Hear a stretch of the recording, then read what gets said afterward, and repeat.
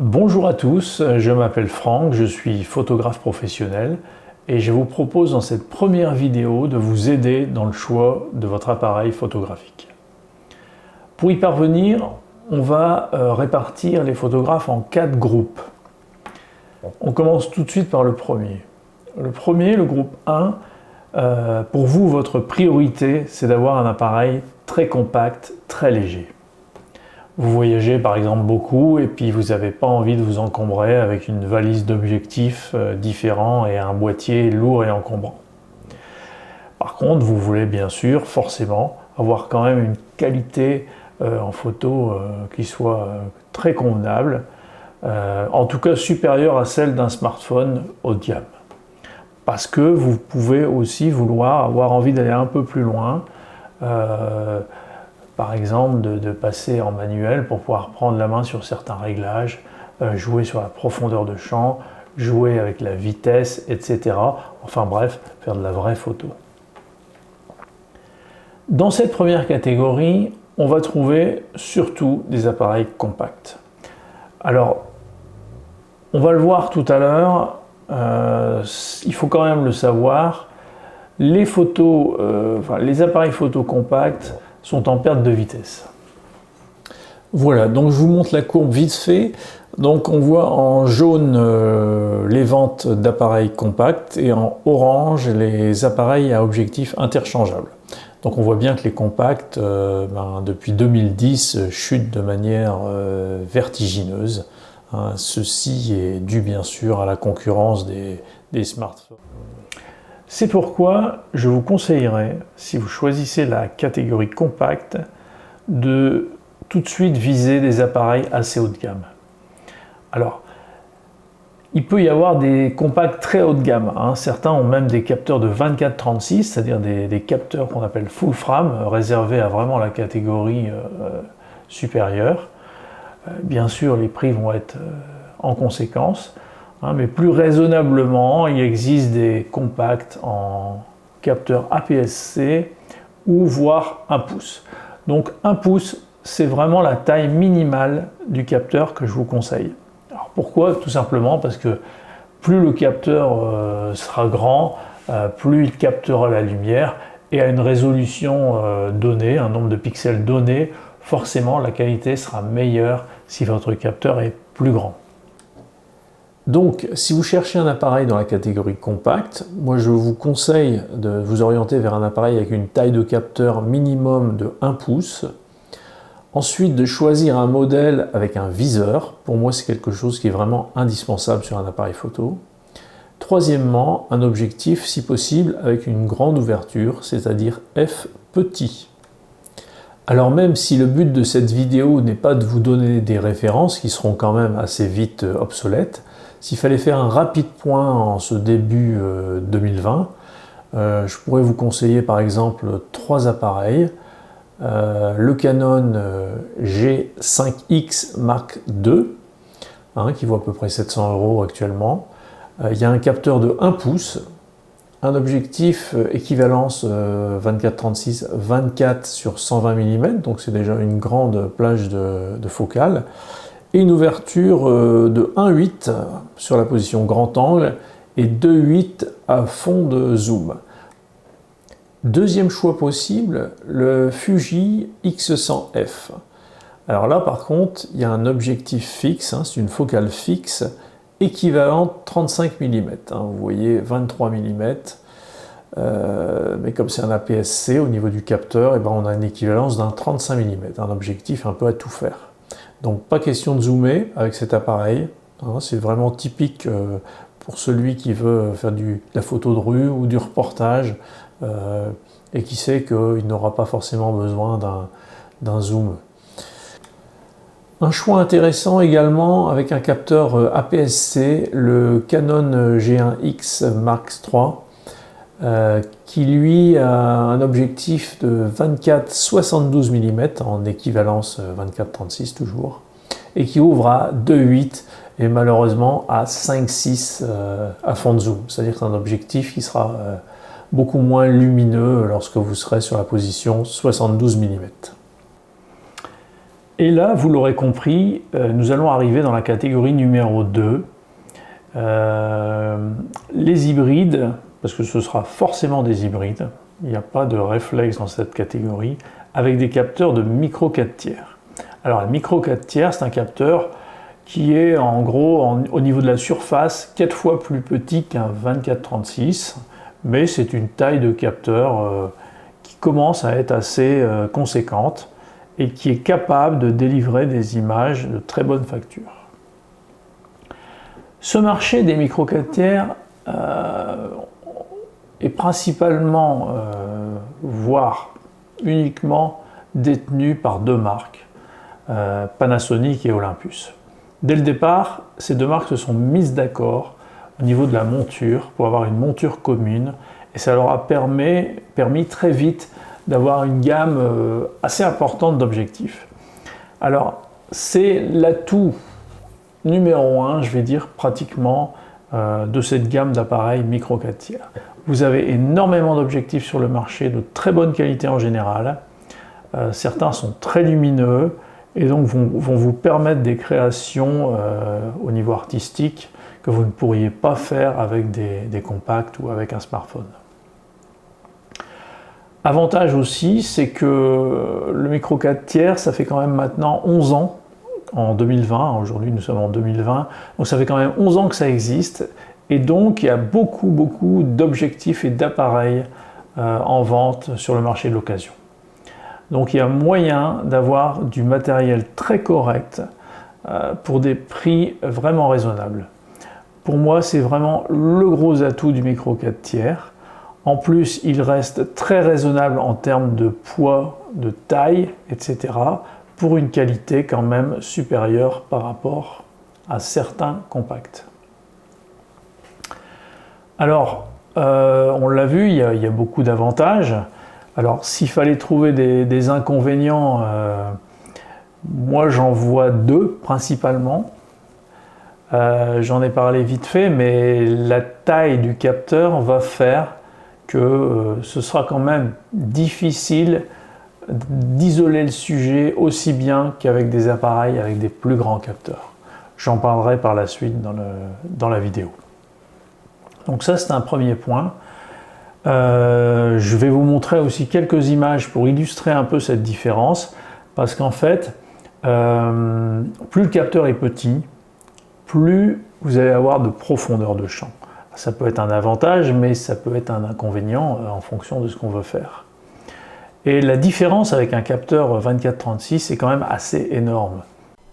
Pour illustrer mon propos, je vous montre deux images. Une a été réalisée ici à droite avec un 24-36 et un objectif Nikon de 85 mm qui ouvre à 1.8. On voit la profondeur de champ, elle est très faible.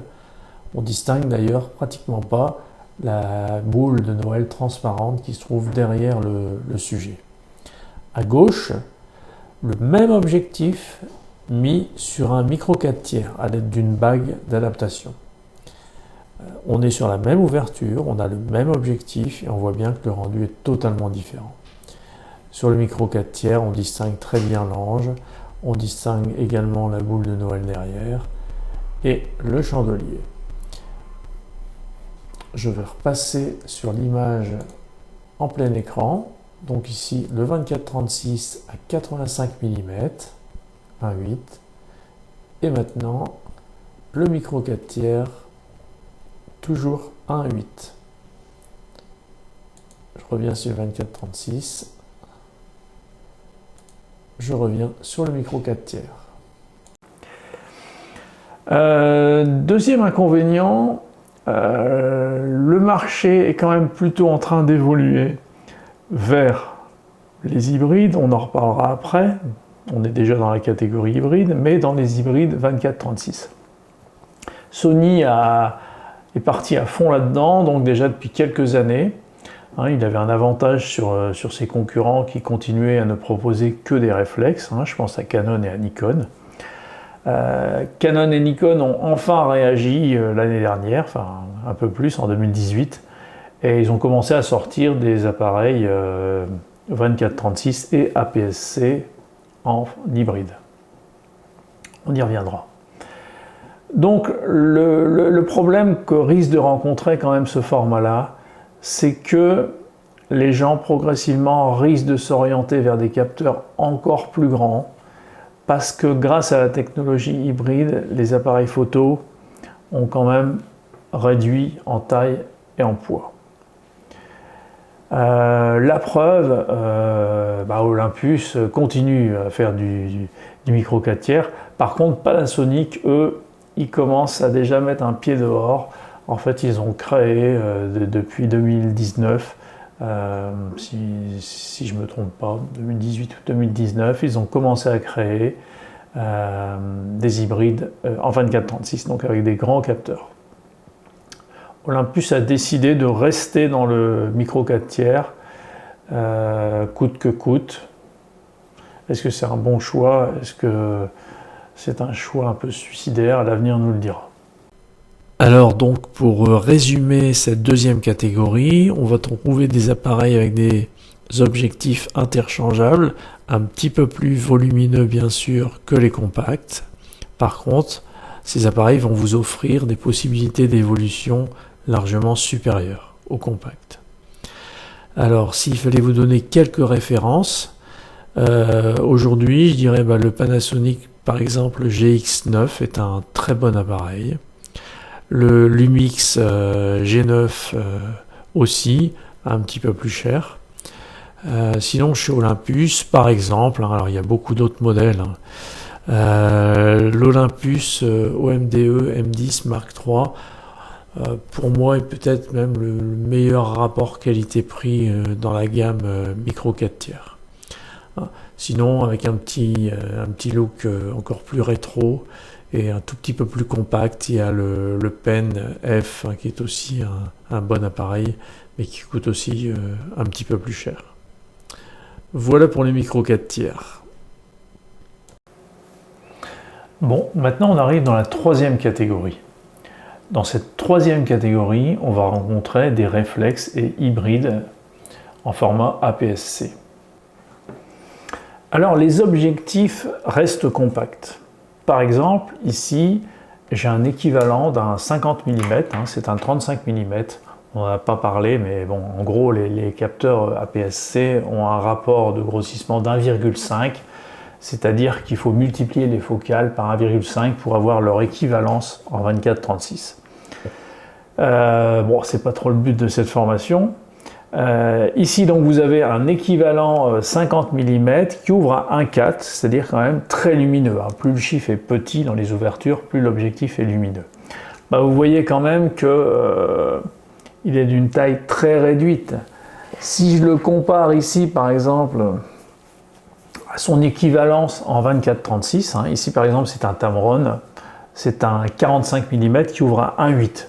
Donc il est un petit peu moins lumineux. Je ne sais pas si vous voyez la différence d'encombrement.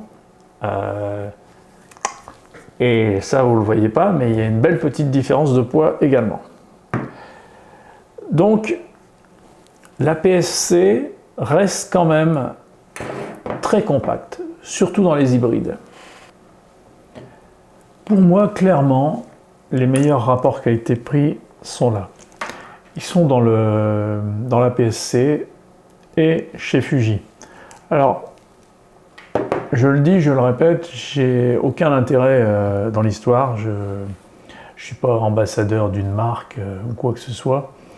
C'est juste que depuis maintenant 2 ans, j'utilise parallèlement un réflexe 24-36 et puis des Fuji avec différentes optiques. Et je constate que globalement, en fait, il n'y a pas énormément de différence de qualité, même en basse lumière, avec ces différents appareils. Donc ça, c'est une chose. Autre chose, vous êtes dans la catégorie numéro 3, vous avez quand même envie de pouvoir faire toutes les photos que vous voulez et faire d'aussi belles photos que celui qui a un 24-36.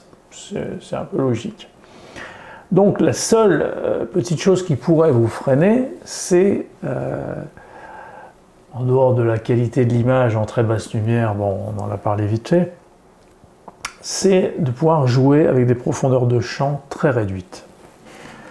Alors, clairement, si vous utilisez un 24-36 avec un objectif, par exemple 85 mm 1.8, c'est vraiment l'objectif à portrait classique de référence, vous avez déjà une profondeur de champ qui est très très réduite.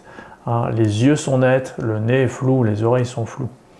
En plus, vous faites un déplacement même d'1 centimètre au moment où vous prenez la photo, vous avez les yeux flous. Donc on commence à être vraiment dans des limites, hein, surtout lorsqu'on fait du portrait rapproché. On commence vraiment à être dans les limites de ce qui est possible de faire en termes de flou et de bokeh d'arrière-plan. Eh bien, en fait, l'équivalence chez Fuji, elle existe. Hein. Vous prenez un 56 mm qui ouvre à 1.2, ben vous allez avoir quasiment le même résultat qu'un 85 mm qui ouvre à 1.8.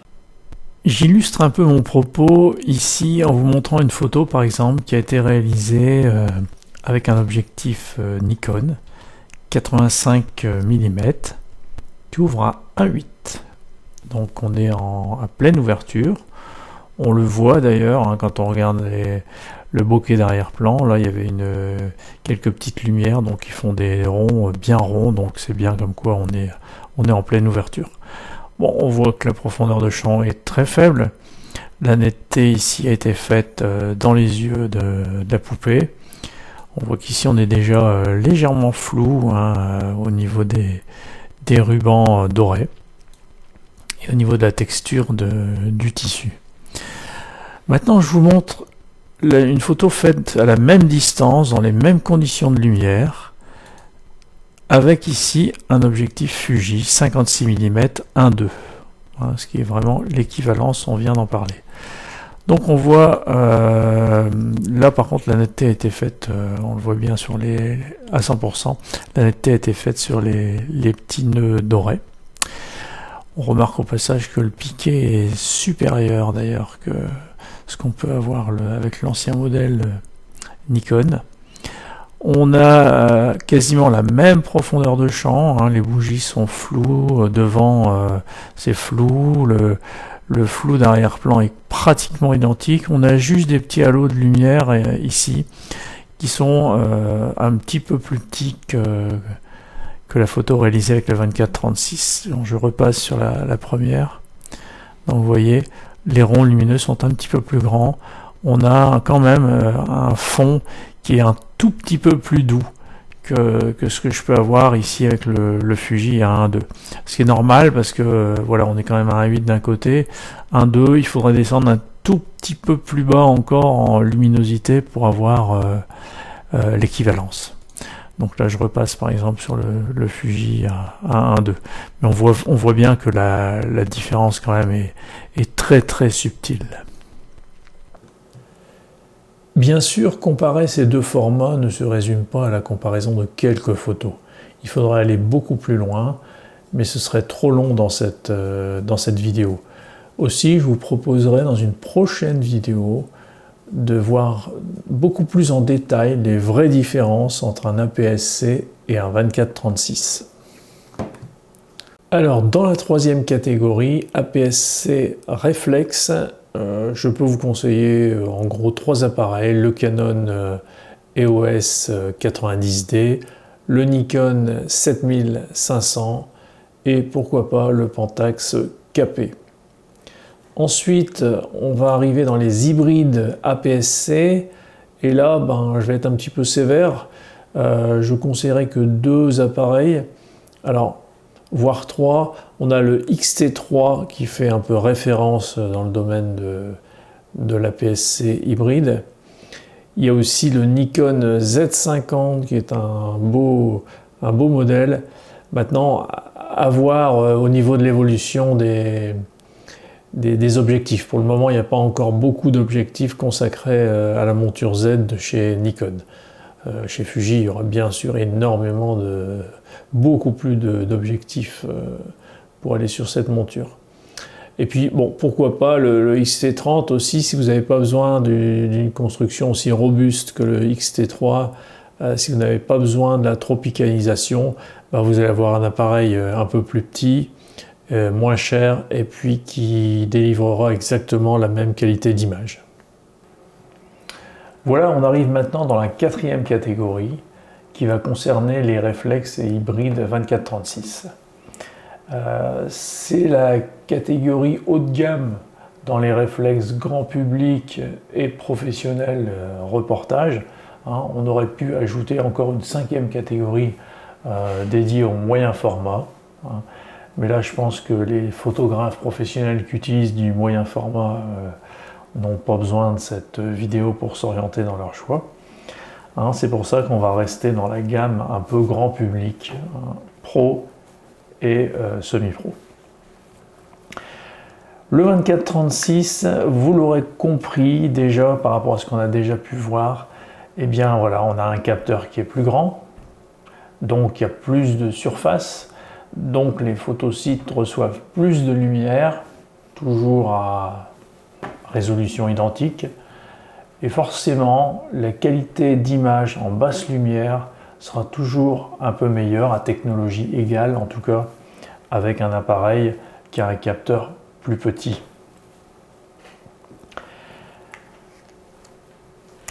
Le prix de tout ça, c'est bien sûr un poids conséquent en ce qui concerne les réflexes, et puis un poids conséquent aussi en ce qui concerne les objectifs à partir du moment où on veut des objectifs lumineux. Depuis peu, alors pas depuis peu parce que Sony a créé des hybrides en 24-36 déjà depuis pas mal d'années, ils ont pris de l'avance sur leurs concurrents. Et puis depuis fin 2018, Canon et Nikon ont enfin réagi. Ils ont compris qu'il y avait toute une partie importante de marché qui était en train de leur échapper. Et donc chez Nikon, par exemple, ils ont sorti le Z6 et le Z7. Il y a aussi un hybride APS-C, le Z5. Voilà, donc c'est pas mal. On arrive à avoir un format quand même, on le voit bien ici, c'est pareil. Un format quand même très réduit, assez léger. Mais bien sûr, il va falloir mettre dessus des objectifs qui seront forcément un peu plus encombrants que ceux de l'APS-C. Alors maintenant, la question qui se pose, c'est est-ce qu'il faut partir vers un réflexe ou vers un hybride? Donc un réflexe, c'est quoi? C'est un appareil avec un capteur, pas forcément 24-36 d'ailleurs, mais avec un capteur devant lequel il y a un miroir, d'où le nom de réflexe, parce que c'est une visée réflexe. Le miroir, je ne sais pas si vous le voyez bien là, renvoie à 45 degrés l'image vers un prisme qui renvoie la vue de l'objectif dans l'œil du photographe. Donc ça se fait de manière totalement optique, il n'y a pas d'électronique là-dedans. Au moment où on déclenche notre photo, le miroir se lève, on n'a plus de vision au niveau de l'œilleton, et puis la photo se prend. Voilà. Ça c'est le principe du réflexe. Un hybride, c'est un peu la même chose, à part que là, il n'y a plus le prisme, il n'y a plus le miroir, il n'y a plus le prisme devant l'œilleton de visualisation. Vous avez à l'intérieur juste un petit affichage LCD, en fait, très haute résolution, qui vous rend une image qui ressemble à la réalité. Avec les progrès qui ont été faits maintenant, on arrive à avoir un rendu qui est presque aussi bon, alors les puristes vont faire des bons, mais qui est presque aussi bon que le rendu qu'on peut avoir dans un réflexe professionnel comme celui-là. Donc, avantage de l'hybride par rapport au réflexe, un volume très réduit, une compacité vraiment plus importante, un poids inférieur, et puis le fait d'avoir l'objectif qui arrive au ras du capteur, ça permet aux opticiens de fabriquer des objectifs plus légers et aussi plus qualitatifs. Hein, on le voit surtout là, par exemple dans les derniers objectifs Nikon qui sortent pour la monture Z. Le fait d'avoir ici cette très grande ouverture, ça a permis aux opticiens d'améliorer notamment les bords de l'image qui sont souvent en retrait par rapport au centre. Et donc, il faut s'attendre à des très beaux objectifs sur cette gamme d'appareils photo. Maintenant, en 2020, honnêtement, je pense que les réflexes vont dégringoler au profit des hybrides. Le marché est en train d'évoluer vraiment dans le sens où les gens vont s'orienter vers les hybrides. Alors la preuve, Sony a dépassé Nikon en 2019, il me semble, alors que Canon et Nikon étaient en tête des ventes des constructeurs photo haut de gamme. Et Sony, uniquement avec ses hybrides, donc, a réussi à inverser la tendance et à passer au-dessus de Nikon. C'est dire pour Nikon qu'il était temps de réagir et de sortir un hybride digne de ce nom. Hein, c'était une question de survie. Pour moi, donc, l'avenir est aux hybrides. Les seuls freins qu'on va encore un peu rencontrer, c'est on n'arrive toujours pas malgré tout à la qualité de la visée optique, même si honnêtement on s'en rapproche très très fort. En résumé, cette quatrième catégorie s'adresse aux photographes qui ne veulent pas faire de compromis en termes de qualité d'image. Ils veulent vraiment maîtriser des profondeurs de champ très très réduites, pouvoir aussi prendre des photos et des vidéos dans des conditions de lumière assez mauvaises. Et donc ça, seuls les réflexes 24-36 ou les hybrides 24-36 permettent de le faire. Maintenant, on l'a vu, les APS-C sont pas si loin que ça.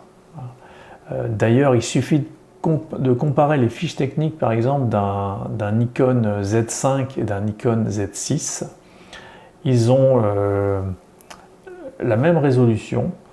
Le Nikon Z5 est un APS-C et le Z6 un 24-36 et pourtant les plages de sensibilité sont identiques. Maintenant, bien sûr, il faut toujours se méfier, hein, il y a toujours ce petit côté marketing où les constructeurs ont tendance à donner des sensibilités extrêmes, hein, par exemple 205 000 ISO pour le Nikon Z6 si je ne dis pas de bêtises. Mais bon, en général, ces sensibilités extrêmes sont inexploitables, c'est de la bouillie de pixels, ça vous rend quelque chose qui est vraiment pas flatteur. Il vaut mieux toujours se limiter aux plages normales de fonctionnement au niveau des sensibilités. Si vous souhaitez vous orienter dans la catégorie des réflexes 24-36, je peux vous conseiller trois modèles, le Canon 6D Mark II, le Nikon 750, voire le D850, qui est aussi un très bon appareil, avec une résolution supérieure, mais un prix aussi beaucoup plus élevé, et le Canon 5D Mark IV, qui est également un très bon appareil. Il faut savoir bien sûr qu'en investissant aujourd'hui dans un réflexe, vous allez investir aussi dans des objectifs qui seront conçus pour les réflexes et qui ne seront plus trop utilisables sur les hybrides. Alors on peut toujours bien sûr les adapter avec une bague d'adaptation, mais ça reste quand même du bricolage, je dirais. Alors ça peut être un bon choix question finance, parce que justement actuellement il y a énormément d'objectifs sur le marché de l'occasion, de réflexes 24-36, parce que leurs propriétaires se sont orientés vers des hybrides. Donc ça fait forcément chuter les prix, donc ça peut être quand même un facteur intéressant. Sinon, au niveau des hybrides 24-36, il y a bien sûr le Nikon Z6 qui est un très bon appareil, le Canon EOS RP et le Sony Alpha 7 III. Voilà, donc si cette vidéo vous a plu, n'hésitez pas à me le dire en mettant un petit pouce vers le haut. Et puis je vous dis à bientôt, car d'autres vidéos vont suivre sur divers sujets, mais toujours bien sûr liés à la photographie.